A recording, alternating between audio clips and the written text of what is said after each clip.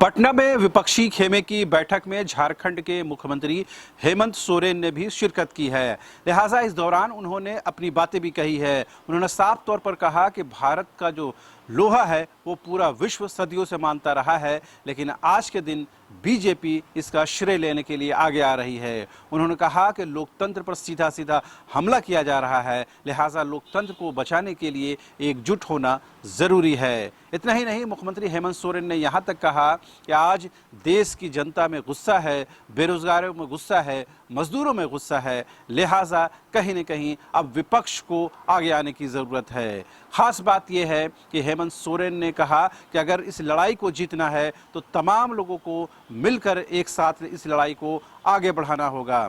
जाहिर सी बात है, विपक्षी खेमे के तौर पर ये पहली बैठक थी, आगे भी कई बैठकें होंगी, लिहाजा ये आकार लेता जाएगा। लेकिन अल्टीमेटली 2024 के लोकसभा चुनाव में क्या कुछ नतीजे आते हैं वो देखने वाली बात होगी। इस बीच हेमंत सोरेन के दौरे को लेकर के झारखंड की प्रमुख विपक्षी पार्टी बीजेपी के प्रदेश अध्यक्ष दीपक प्रकाश ने कड़ा प्रहार किया है। उन्होंने कहा कि झारखंड की जनता पानी और बिजली के लिए त्राहिमाम कर रही है और मुख्यमंत्री हेमंत सोरेन पटना में बैठे हैं। उन्होंने कहा जो नेता झारखंड गठन का विरोध करते थे, झारखंड गठन के विरोधी थे, आज उन्हीं के पास जाकर मुख्यमंत्री हेमंत सोरेन बैठे हुए हैं। लिहाजा उन्होंने कहीं न कहीं झारखंड को अपमानित किया है। जाहिर सी बात है, बीजेपी के लिए ये बताना बेहद ज़रूरी है कि अगर मुख्यमंत्री हेमंत सोरेन गए हैं तो वो कहीं न कहीं झारखंड की जनता की भावनाओं के खिलाफ गए हैं,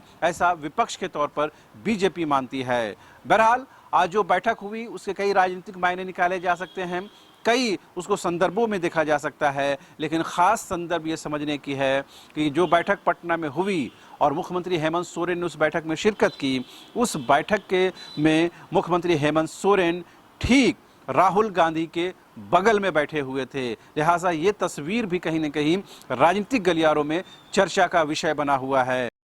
झूमेंगे घूमेंगे गाएंगे हम, वाइल्ड वादी वाटर पार्क जाएंगे हम। झूमेंगे घूमेंगे गाएंगे हम, वाइल्ड वादी वाटर पार्क जाएंगे हम। वाटर पार्क में फुल ऑन फन करेंगे, फैमिली संग वाइल्ड वादी चलेंगे। वाइल्ड वादी एंड अम्यूजमेंट वाटर पार्क एक नए अवतार में, तो तैयार हो जाइए वाइल्ड वादी में अनलिमिटेड मस्ती के लिए। यहाँ लॉकर और कॉस्ट्यूम का कोई चार्ज नहीं, साथ ही 33 फीट की हाइट से मल्टी लेन और बर्ड पार्क का भी ले फुल मजा। वाइल्ड वादी अम्यूजमेंट वाटर पार्क, हजाम, रांची।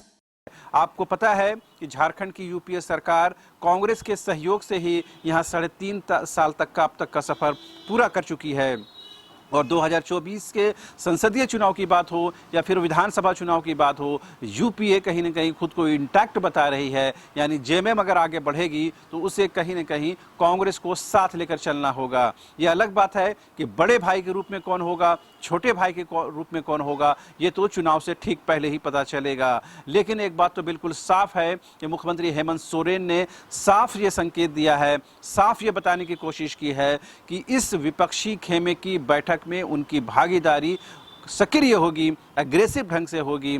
और ये पहले ही पता चल चुका था कि जब नीतीश कुमार का झारखंड आगमन हुआ था, उस दौरान कहीं न कहीं हेमंत सोरेन ने जिस तरह से गर्मजोशी के साथ बिहार के मुख्यमंत्री नीतीश कुमार का स्वागत किया था और राजनीतिक अभिभावक बताया था, उस दौरान नीतीश कुमार ने कहा था कि अगर आज वो मुख्यमंत्री हैं तो उसमें कहीं न कहीं झारखंड के गुरुजी यानी शिबू सोरेन का बड़ा रोल है। लिहाजा दोनों परिवारों के बीच में एक फैमिली रिलेशन है जिसे तोड़ा नहीं जा सकता है। जाहिर सी बात है, ये कहीं न कहीं खुद के संबंधों को दिखाने की बताने की ज़रूरत है और ये दिखाने की कोशिश है कि किस तरह से राजनीतिक तौर पर ये दोनों ही पार्टियां एक दूसरे के बेहद नज़दीक हैं।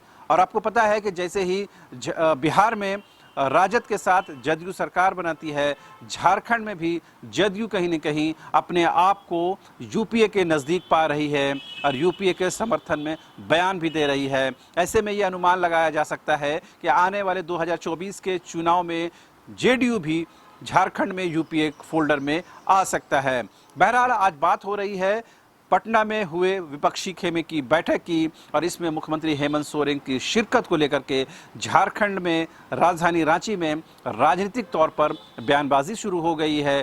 पक्ष और विपक्ष में तर्क दिए जा रहे हैं। लेकिन एक बात तो साफ है कि 2024 के चुनाव से पहले पहले पूरे देश के साथ ही झारखंड में भी सियासी गर्माहट बढ़ गई है। कैमरामैन विकास के साथ रांची से न्यूज़ बायोस्कोप के लिए शहनवाज। वेलकम टू चाचा मामा दंगल। हास्य अदाकार संजय मिश्रा से गुजारिश है कि वह अखाड़े में कूदे और फुलटूस को ट्रॉफी से नवाजे। लगता है समाधि ले ली। अरे बुला रहे हैं। अरे बोल रहे हैं कि बुला लो। टॉप टेक सीमेंट, जो जोड़े तो छोड़े नहीं, मजबूती ही हमारी पहचान।